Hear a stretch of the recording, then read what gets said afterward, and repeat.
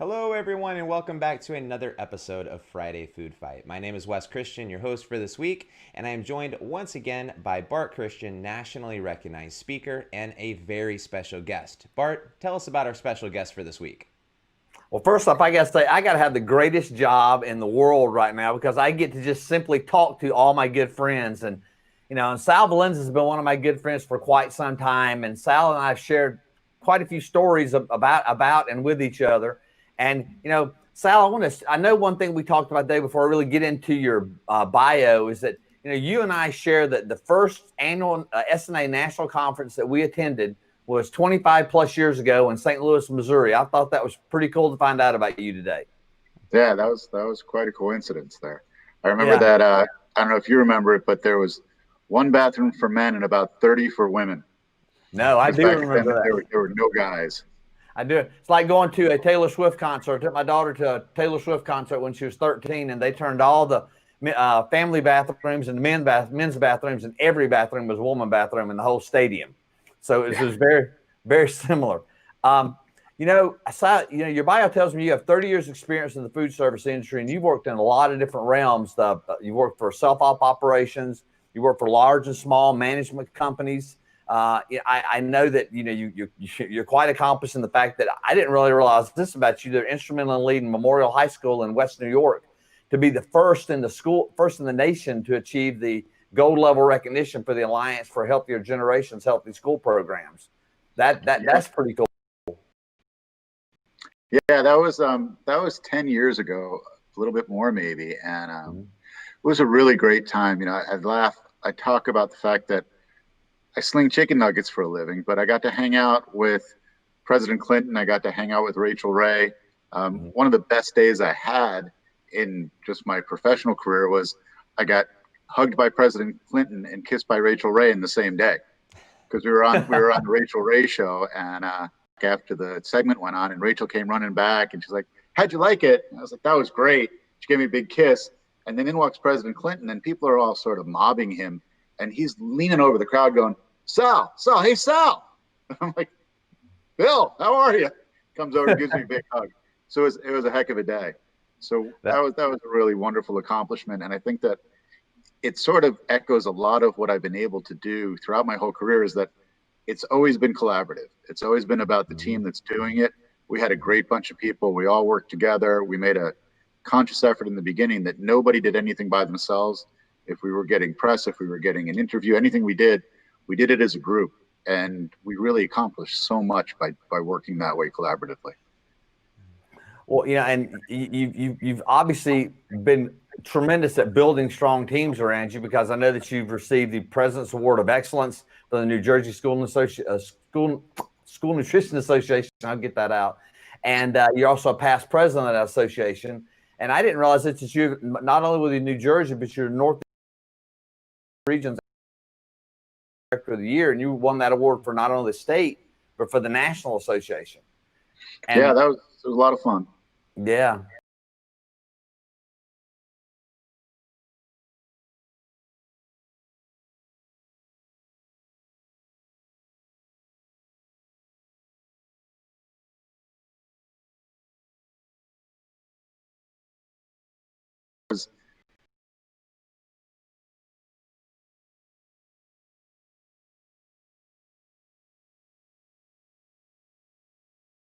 All great teams. A great team with the New Jersey School Nutrition Association. A lot of folks know that we were sort of called the Three Amigos. It was the first time ever that there were three guys in a row as president of a state. So it was myself, Dan Witkowski, and Warren DeShields. So it was the Three Amigos, or a lot of times. Well, the Jersey boys. I like the Jersey boys. Yeah. Tell me about Wholesome Consulting. I know it says that you take a holistic approach to wellness. What exactly do you do with that? Because I was not aware that was that you had that company. So I've been doing that since the days when we were working with the Alliance. And what we did was myself and some of the administrators, some of the physical education teachers, all got together, and we would go out and we would talk to school districts that were just building their wellness programs at that time and help them to get everything together. And it was really interesting, because when the Alliance was working with the schools, USDA wasn't really up to where the Alliance was. And now USDA is there and past where we were way back then. But what we were doing was really sort of cutting edge at that time. And we were working throughout the whole school district, and everything was, if we introduced a new food, there might be a math question about it. Or they talked about it in social studies, or, we had everybody working together to do different things. If they were doing a country in their social studies, we could do food from it, we did. We worked together just throughout the whole district to work food and wellness and health education all into every part of the day. So that's what we did with Wholesome Consulting, was really work to help people start their wellness routines in their schools. Well, you're right. I mean, it is a that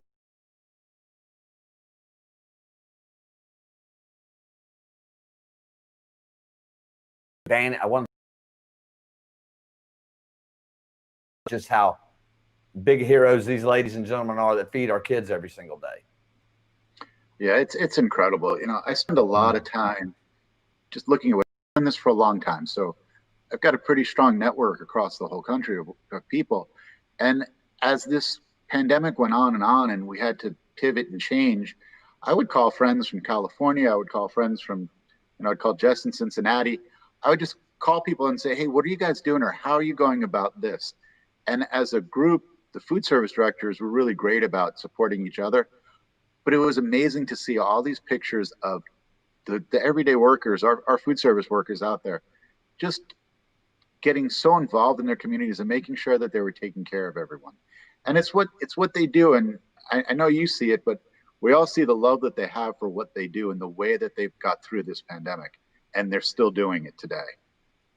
Well, building on that holistic approach and this environment that we're in right now, I think that might be the time to really begin to push school boards and school administrators to really begin to look at nutrition as being a part of the instructional format and not just the service that's offered in the school district. Because I think, just like you said, I mean, there's so much about food that joins people together that it can be a big part of the educational day, not just a part of the lunch hour. Yeah, we look at it, and I talk to a lot of people about this, about the fact that it used to be when I started, we were the people that went in the back door. If somebody came to see you at your office, you told them, hey, I'm in the back by the dumpster, there's a door there. And that's where people came in to see us, because that's where we went to work every day. And one of the things that I asked back when I worked for Aramark early on in my career, I told people, I want you to not walk in that door today. I want you to go walk in the front door of the school, because that's where you belong. That's where you should be coming in. And it changes your perspective on what's going on when you walk through and see everything. You don't just make yourself that kitchen. You walk through that school and people know that you're a part of it. And it's what we accomplished. That's how we made it to be gold with the Alliance, was that we accomplished that. We were a part of the school. We were part of the day. And it was really a great feeling. And it was great for my staff, because they were now recognized by the teachers as being someone who was important to the whole day as well.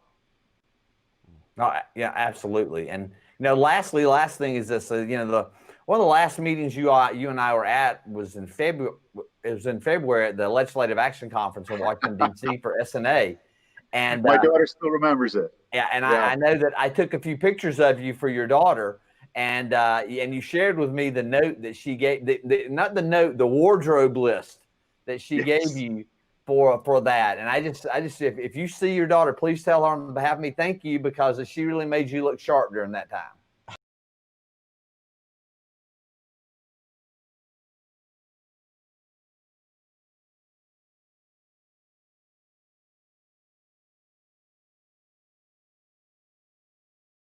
Yeah, that is true.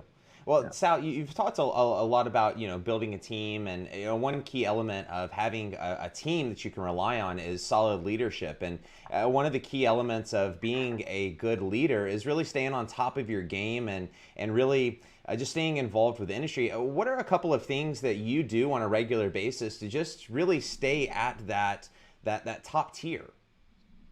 I tend to do a lot of reading. So we get those SNA briefs, we get some of that stuff. I'm always looking at that. From early on in my career, I never wanted to do just what they let people in schools do. So I used to go every year to Chicago to the restaurant show because I wanted to see what was happening in the broader spectrum. You know, what's going on in restaurants across the country, what people are seeing, what the food trends are, so that we can stay on top of that. I think that that's really important. The other piece, look, we can't live without social media anymore. So, you know, thank you to Becky for the school nutrition industry page, Kevin for Dale for the tips for school meals at Rock. All those pages are great. There's so much that we can learn from them. And then really, as I said earlier, just sort of reaching out every now and then. I guess I'm pretty old school. I like to make phone calls. And I laugh because some folks, I have to text them first now before I make a phone call. I know. So they'll pick the phone up. But you know, for the most part, I'll just drop somebody a call and say, hey, what are you doing now? Or how are you? It's really the way that I think I get a lot done is just by connecting with people and letting them know what I'm doing and finding out what they're doing. I've had a lot of back and forths through this whole pandemic with just, how are you guys managing vegetables? I mean, it sounds like a silly thing, but I want to serve fresh vegetables. What are y'all doing? And I see different things every day. I just saw somebody who's just sending out whole cucumbers and saying, here you go. And that was pretty simple, wasn't it? But I didn't think of it. So it's just that whole learning from each other. It's really important. And I just tend to try to stay focused on what's going on. It's interesting because you mentioned social media, and I'm a part of several different school nutrition groups on social media, and I know Bart is as well. You see the same things that you're talking about. You know, people asking for advice. You know, what are you doing? I've just came across this item. What do you think about it? And really having that collaboration, and really you have a built-in team right there, where you can really kind of bounce ideas and different things off of each other. It's great because, I always tell people I'm incredibly lazy, but I'll work really hard to get to be lazy. So I'll do all the work up front so that I can sit back and let things run themselves after time. And a lot of times I'll be looking for something and I can just drop onto one of those pages and say, hey, I need this. I need a recipe for something, or I need the nutritionals on X. And it's just minutes before somebody gives me an answer and I'm good. So it's great for that. And it's also, as you said, the support is there. It was so different coming up. When I started, we didn't see each other than if we had a school nutrition meeting once a month or once a quarter. Now I'm talking to people every day, and it's really nice. Yeah. Well, kind of in that same, vein, is there anything right now that it could be a book, it could be, a podcast, it could be something that you found on social media, but is there anything that you're just really obsessed with right now? I don't have time to be obsessed, West. I'm obsessed with just trying to get through, the new definition of the word decision. Something I'm obsessed with because it doesn't stick at all. So trying to get through the day, figure out where we're going. Staying away from certain things, I guess. There's a lot of news that I just don't watch. A lot of things I just say, I can control what I can control, and there are things I can't.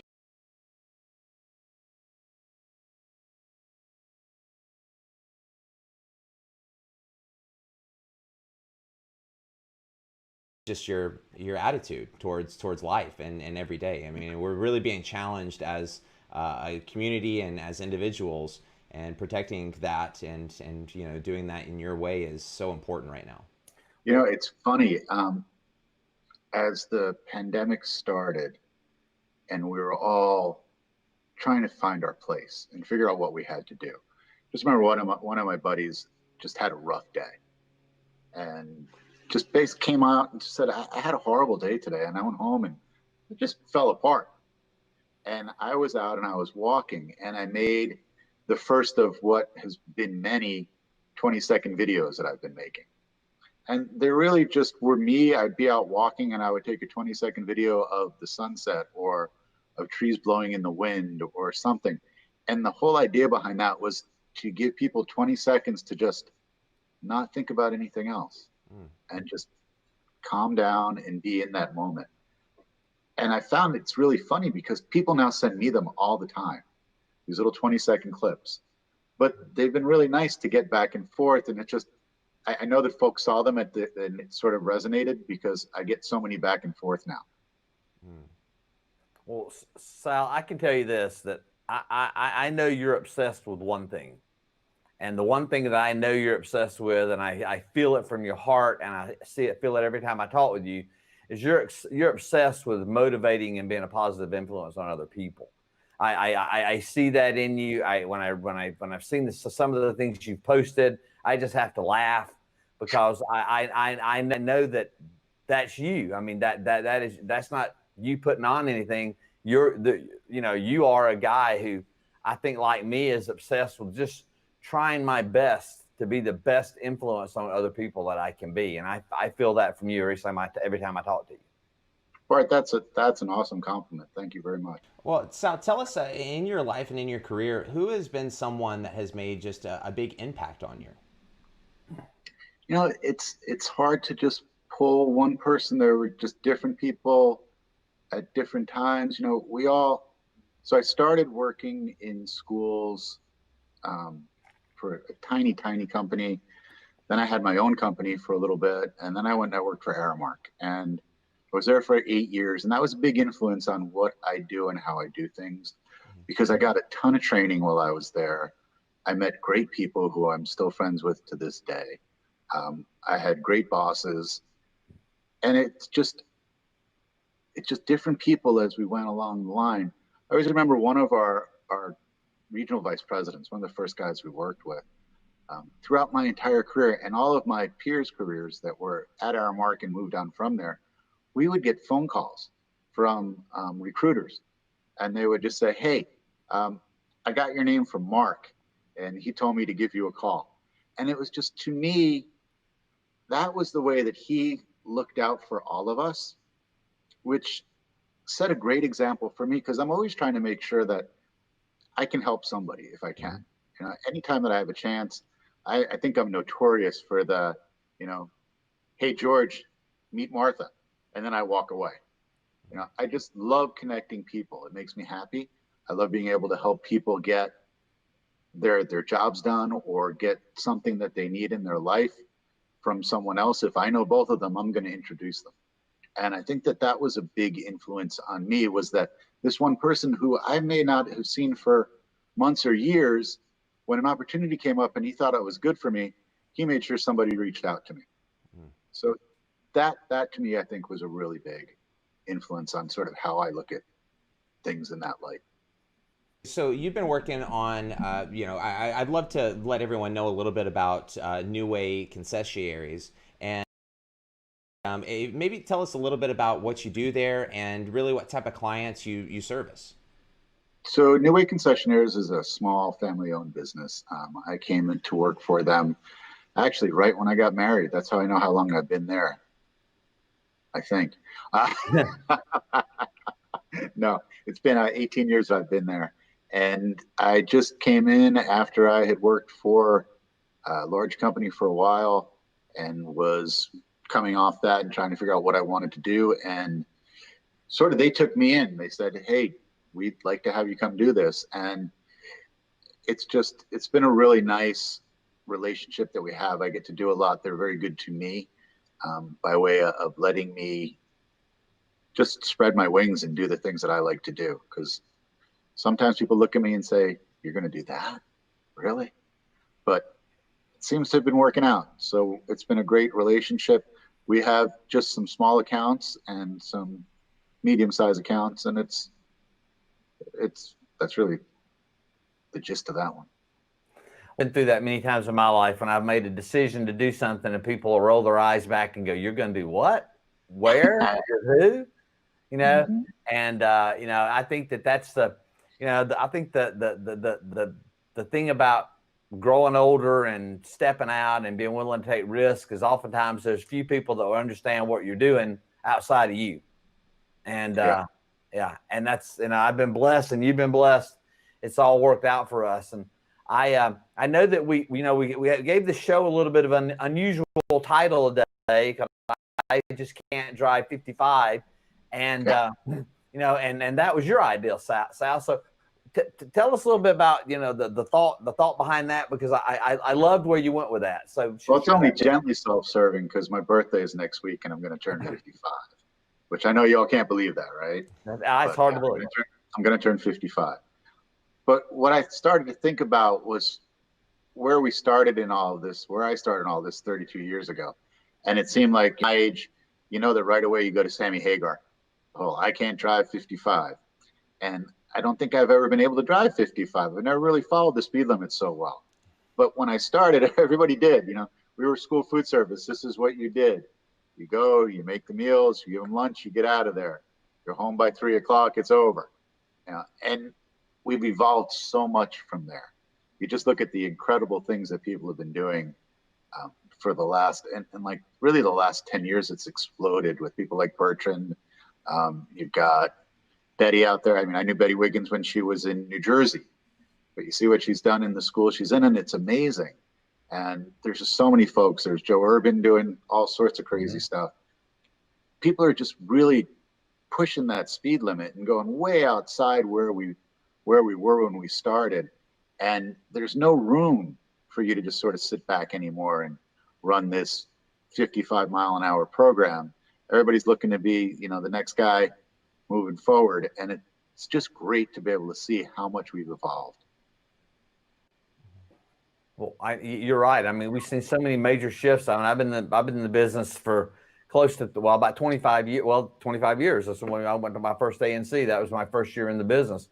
And, and I know that things have changed dramatically. And I know you're an upbeat person, and you're talking about reaching out to people and, making sure that you touch them in a special way. But how do you keep your staff motivated through all this time? I mean, that's got to be one of the greatest challenges. This has got to be one of the most challenging times to keep your staff motivated about what they do.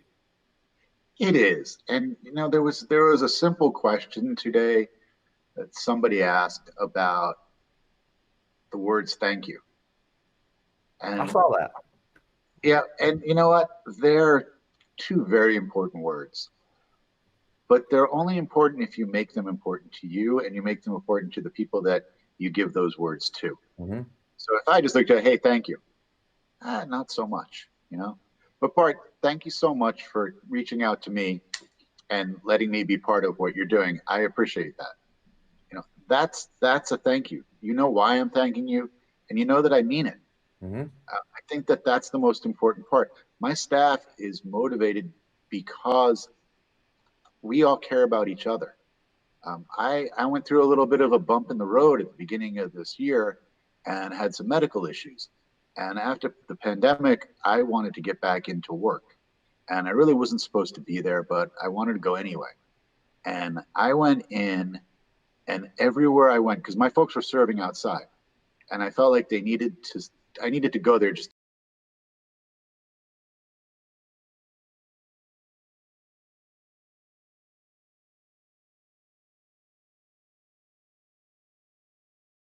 was really much more worried that I was going to be there and that I shouldn't be there. And that's it. I mean, you just have to know, people have to know that you care about them, or they're never going to be motivated. Obviously, we've talked to a lot of people over the past couple of months, and one of the things that I'm very curious to know is, since the pandemic has hit, what type of things have you implemented in your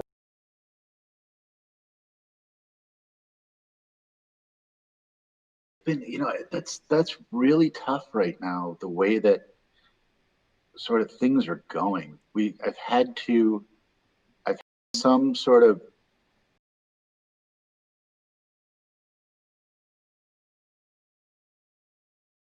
could do it. Say, hey, everybody, meet me at 3 o'clock. We're going to be in the garage, which is outside under a school, and you're in this spot, you're in that spot, you're in that spot. And we just talked and trying to keep people that way. A lot of paper communication, there's phone calls. It's just been that's a really difficult thing. But, you guys helped me out with, we did the COVID smart thing, which was able to take technology and give it to everybody and say, hey, listen, I want you to learn about COVID. I want you to know what you need to do. And you can do this right on your phone. And it was great because my schools, everybody did their COVID smart. So we're certified. And I know that they've done that. And if anybody says to me, did you guys teach them this? Yeah, I have it. They had it on their phone. They took a course. It was great. So being able to use technology to do that sort of a thing was really a godsend. And since March, I mean, I think it's fair to say that we've all had to pivot a lot, whether it be from, just our outlook on the way that we do business, the way that we communicate with our staff. But one of the things that I think has also changed, and like you mentioned with your, garage meetings and a lot more paper documentation and things of that nature, is the way that we communicate and ultimately motivate our staff. What are some things that you've done with your employees to really help them to know just how important their jobs really are? Um, it may sound silly, but I've been designing shirts and sweatshirts. So everybody got a sweatshirt in the beginning of this whole thing that had a picture of there's a heart with angel's wings. There were 6 feet around it, and there was a lunch bag underneath. And it was and I just said, you guys are like lunch angels. You're good. Mm-hmm. So we gave that to everybody in a hoodie to keep them warm. When we hit 100,000 meals, we had it's an orange shirt. It's really, really bright. And it says, 100,000 meals served. On the back, it said essential worker. We just hit 1 million meals. So we just did the Million Meals t-shirt, where on the back of it, it says, do right and feed everyone, USDA Pandemic 2020. So we've been trying to give them stuff like that to keep them motivated, let them know when we hit sort of these marks, hey, we're at 100,000 meals, we're at 500,000 meals. You guys are doing an incredible job.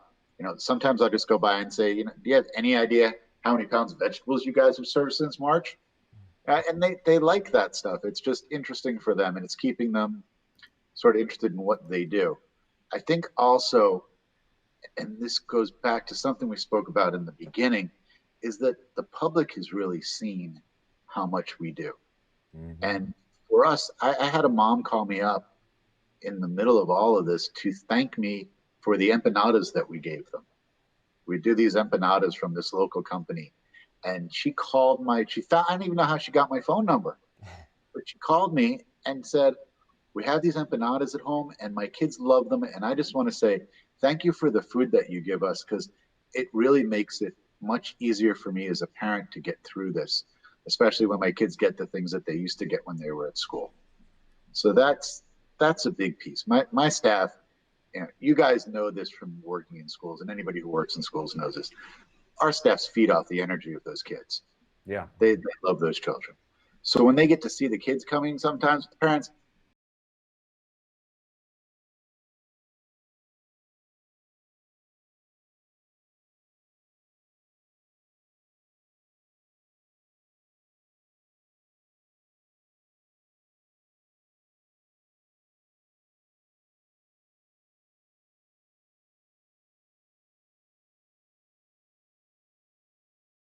share is something that I was oddly instrumental in the beginning of, but then had nothing to do with it for a very long time. So 32 years ago now, I was the food service director in Hastings, New York. And I worked with a woman named Jeannie Newman, who is a force of nature. Jeannie, if you're watching this, hi. And I said to her one day, we used to go down and do this thing called the Midnight Run, and clothing to the homeless and the hungry poor in New York City. And Jeannie would always say, we're not bringing people food, we're not bringing them clothes, we're bringing them humanity, we're bringing them interaction. Because these people walk past them every day like they're not really people. They just see them on the sidewalk or wherever they are, and they don't even acknowledge them. So what we're bringing them is that humanity. And after a year or so doing this, I said, hey, you should do something for Thanksgiving. She said, okay, what do you want to do? So we put together a Thanksgiving dinner for the hungry poor in Westchester County, New York, and our folks from New York City. And we fed about 100 people. And the first year was incredible. My friends came. We all did this meal. And when the families came in, they helped us. The parents came and helped cook. The kids played games, made crafts, and then we all sat down and had a meal together. I left that job, and I lost Jeannie. I didn't talk to any of those folks for a real long time. About 25 years after that, through Facebook, Jeannie found me. and sent me a message and let me know that the dinner that we had started some 28 years ago at that point in time had now become the largest dinner for the hungry poor in Manhattan, in New York State for Thanksgiving. They were feeding over 800 people every year, busing them in from all 5 boroughs. It's a pretty amazing thing, and it's all done by high school kids. Wow. So they do all the volunteering, they cook the food, they do everything, and it's an amazing thing. So we hit 30 years 2 years ago, and it was mind blowing for me what this little seed that I had helped to plant some 30 years ago had grown into, and what these kids do.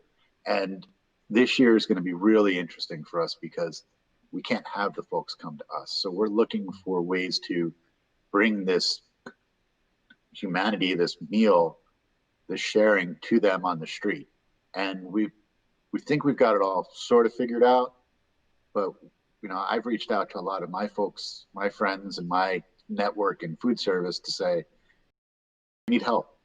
And people are stepping up all over the place. So I'm getting food donations. I'm getting donations of bags. Folks are just sending in money. The support has been really overwhelming, and it's great. But it's going to be such an interesting year because we really don't know. We're making meals. We're going to heat them up. We're going to bring them out, but we're not sure how it's all going to work out. But I'm pretty sure that just the determination of these high school kids is amazing. And if you get a chance, it's projectshare.org, I think, is the website. And there's a video that the kids made talking about this year's Thanksgiving meal. And it's incredible. So I just ask all of you if you can go there, and if you can support us, that would be great.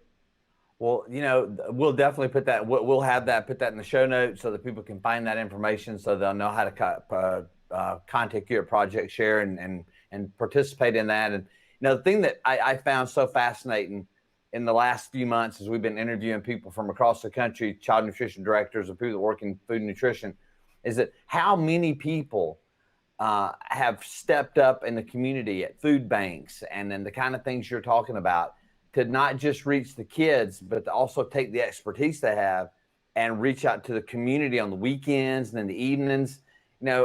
It's just amazing to me how this feeding people gets into your blood, and it's something that you just feel like it's a calling, really. I think. Sal, what do you think? Yeah, I think that it's I think we all sort of have it in us that we want to be part of that meal. Mm-hmm. I want to sit at that table with you, and I want to share that time. And it's, as I said, that's what makes this a little bit weird, because we're not sitting down. I got to be 6 feet away from you, but you can still feel the love in between all of that.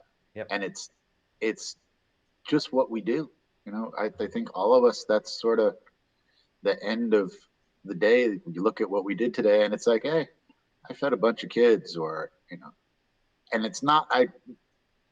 It's really easy to not remember what the meals were and remember the faces and the smiles. Mm-hmm. So I think that that's more of what we're trying to get across. You know what? We're giving these kids something that they're going to remember, and that we're a very positive part of their lives. Oh, and they can feel the love even if it's a bag of food, the love that it was touched with. I mean, you can sense that, and you can feel that. I mean, human beings are just that way, I believe. Yeah, I think that's, as I said before, you look at my staff, and I can just watch them light up when the kids come in the room. So it's what they do. Mm-hmm. Well, since we're talking about putting food in hungry bellies, do you think now, with everything going on, is the time to really start pushing for meals that are free for all children? So a couple of things on that one. I'm trying to stay away from the word free. So I've been telling all my folks that meals are available at no cost, because there's this odd sort of thing about free meals. People think, well, why are they free? So I just sort of been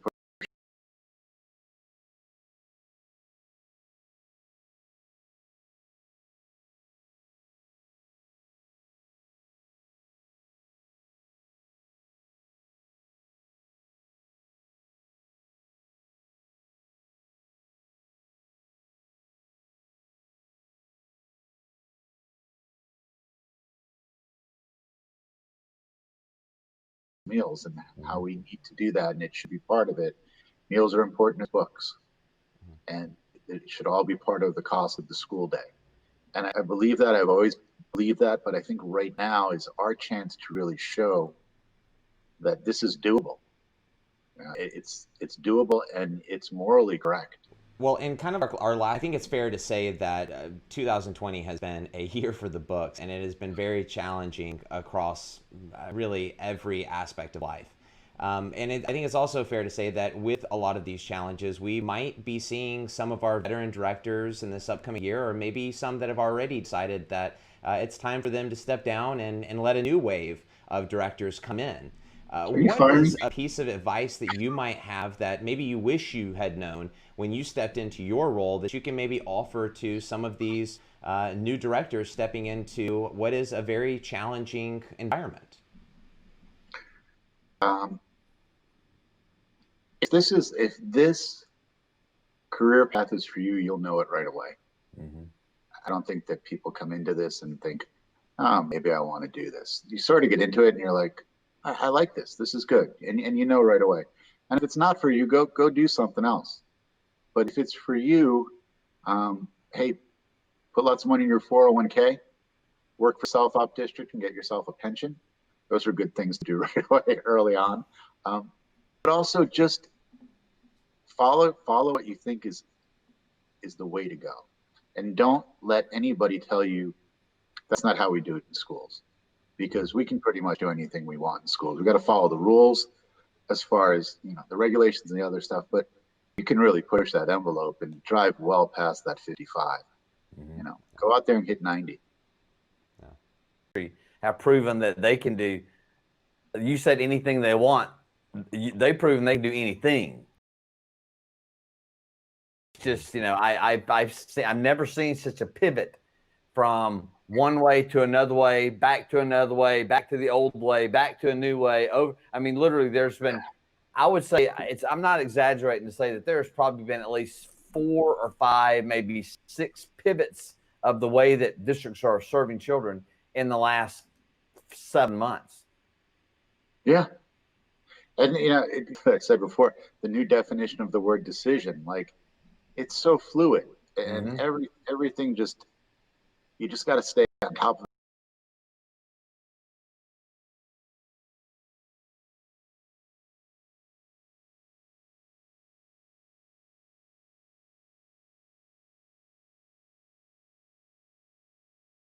Enjoy what you're doing, get some laughter in there.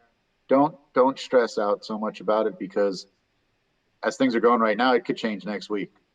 So, enjoy yourself, do the right thing, feed the people. Well, to end on a positive note, I have one final question for you, and that is really in terms of opportunities that you see on the horizon.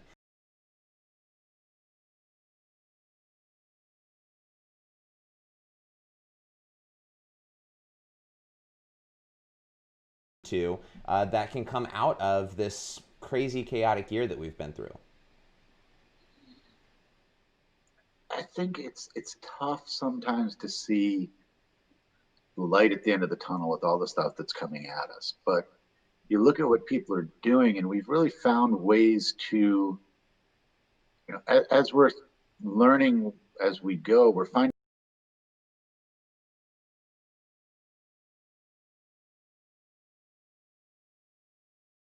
meals that we could serve.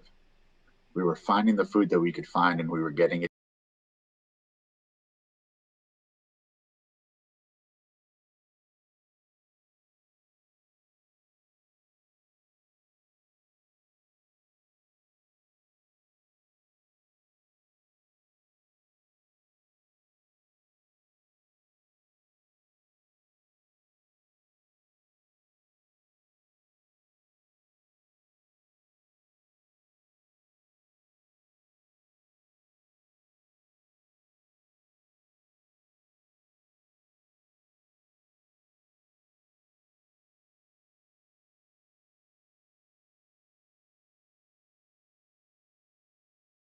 How to feed people, and we can just keep doing it better and better now as it goes along, and get back to where we were with the fresh vegetables, with the with the scratch cooking, with the things that we really were making incredible strides towards. Yeah, I think that just a caveat on that is that I prior to COVID, you mentioned that, a lot of child nutrition staff would enter through the back door of the school. And now that you've got your staff proudly walking through the front door of the school on many, many days, the profile of child nutrition has been raised dramatically in the last 7 months. And what I'm hoping that we're able to do as an industry is to maintain that profile and not allow it to go back to just a part of the service.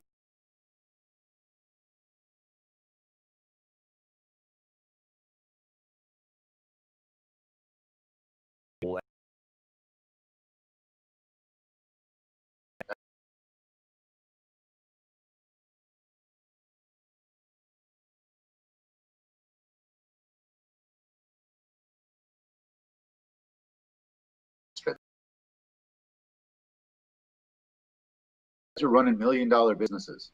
That's what you do. Mm-hmm. Remember that. Said you're not the person that makes cookies for them because they need them. You're running a million and a multi-million-dollar business in a lot of cases. Make sure that people know that. Make sure that people know that we're professionals at what we do. They're eating properly, that their meals meet all the regulations, that they're doing everything that needs to get done. Make sure people understand that you are a professional at what you do.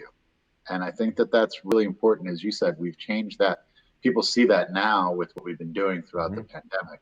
But it's important that we keep that going, that people understand that we're really doing a pretty big job here, and that it's very important in just the day-to-day life of these kids. So I hope that you're right, and I hope that we're going to keep ourselves at that level. Yeah, me too. Yeah. Well, gentlemen, thanks so much for being on the show with us. Sal, it's always great to have you on, and we look forward to having you on again. And are there any final words? I think we covered a lot. It is my birthday next week. Send flowers. Happy birthday. Really, it's just a pleasure talking with y'all, and I hope everybody out there is doing well. Stay safe. And, just keep taking care of each other and the people in your communities.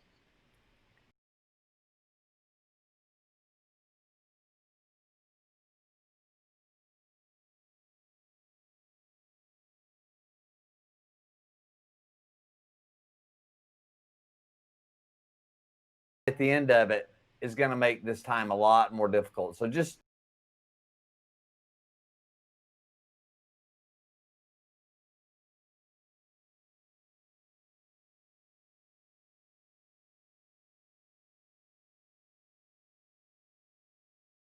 and we look forward to having you both on very, very soon.